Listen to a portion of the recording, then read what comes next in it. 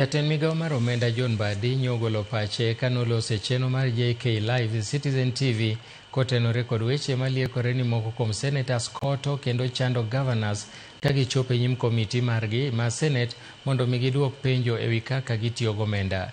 Mbadi olero ni en tim marach ma ogeno ni ok en adieri. Oparo kinde ma bende nogone koko gachiel kuom jod bura kane ochopo mondo mi oduok penjo ewi migawo mare.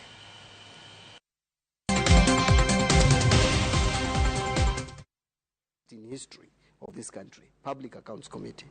And if it can be mentioned adversely, it is very unfortunate. But I will tell you that extortion is not, this accusation on extortion is not new.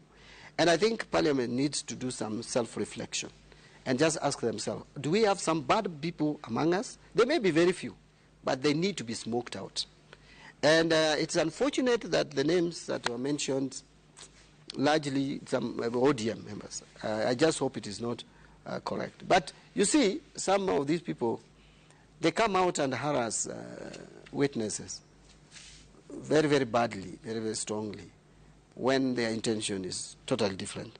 That is unfortunate. Yeah. I remember a time, my former Secretary General, immediate former Secretary General, almost tried to embarrass me in a parliamentary for nothing.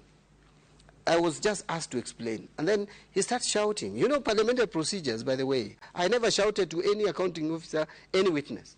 You are not supposed to shout.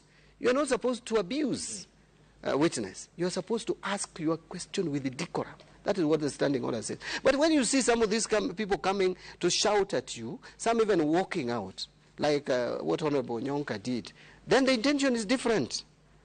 Yeah, there's something else that they want. Either it is politics or they are trying to scare you to be susceptible and intimidate you and get you to other things. Yeah. That's very unfortunate, and I hope the Senate will deal with this.